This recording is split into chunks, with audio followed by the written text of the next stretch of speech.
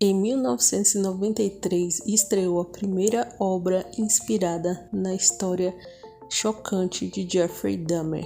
O ator Karl Krell não apenas deu vida ao serial killer em tela, como também ajudou no roteiro e na produção do filme.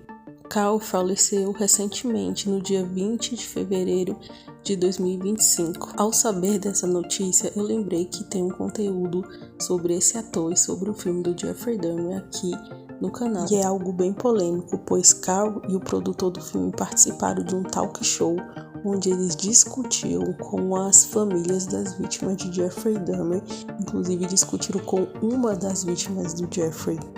Eles achavam injustas as críticas que estavam recebendo pela produção do filme. Mas olha, eu vou deixar o conteúdo com vocês e vocês tirem as conclusões sobre o que vocês acham do posicionamento do Karl.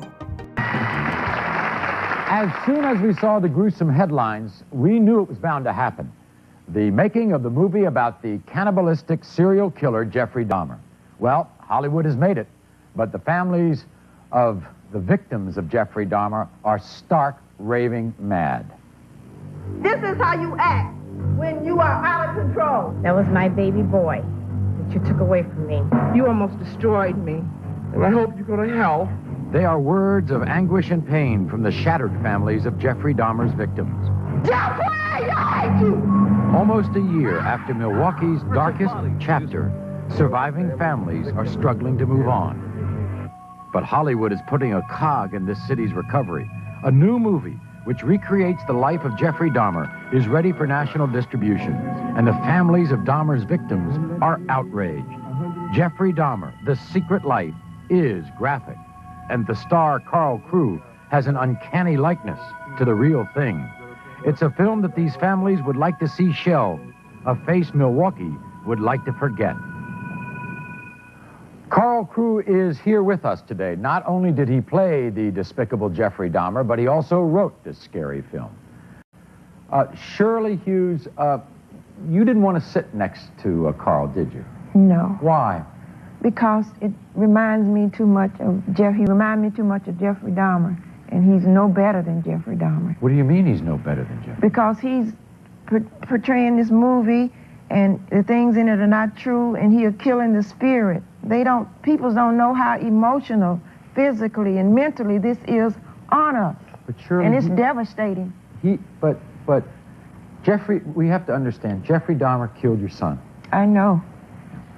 Murray, the Jeffrey Dahmer story does not need to be told again. Milwaukee has been traumatized, the victims have been traumatized, and the people who appeared to be like buzzards who come in when something dies to profiteer from this, they should not have the right to go forth and traumatize the victims again, Milwaukee again. It tarnishes the image of a very beautiful city with beautiful people. This is Janetta Robinson, who runs a social service organization in Milwaukee, an organization which counsels families of Jeffrey Dahmer's victims. But I want to get back to Shirley. He's an actor right here. He's an actor. Still, if he had any feelings or any emotion or concern about the families, how would you feel if it was your brother, your sister, your mother, or whatever being portrayed like this? We are so tired of people, including the family members, making judgments about something they haven't seen. I mean, they've seen a little clip.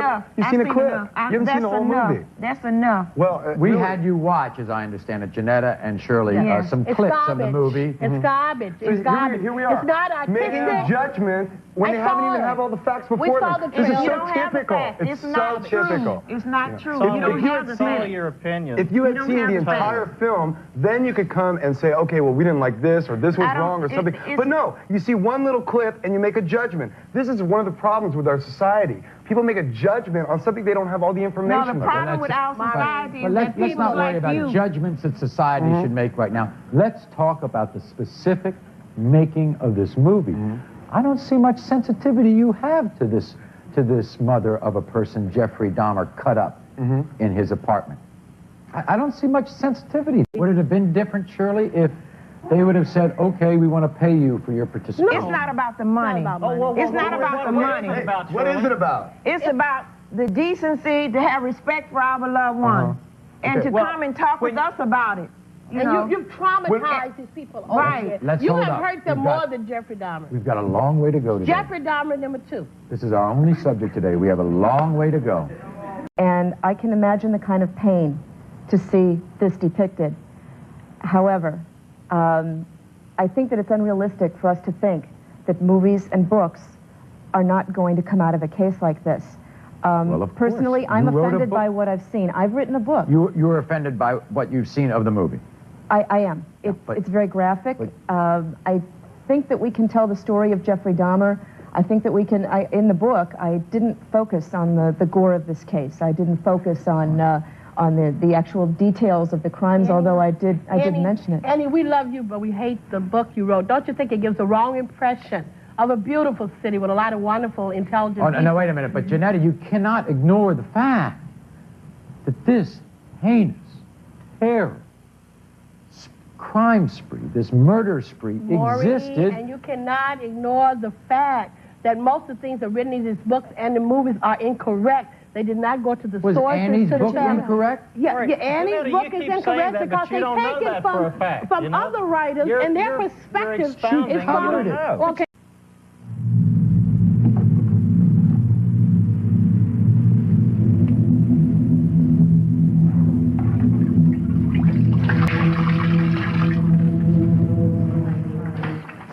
My next guest, we still get that kind of reaction, huh?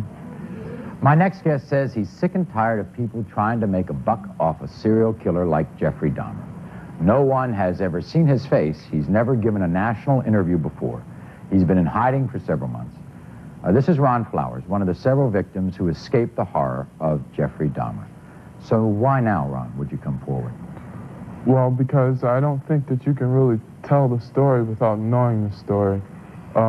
One of the crucial elements of the situation is the fact that Jeffrey Dahmer eluded the law enforcement and corrections officials for so long. And there's absolutely no way you can give a realistic portrayal of that situation by talking only to the law enforcement and correction people. That's a good point, and your story is an illustration of this point. Right.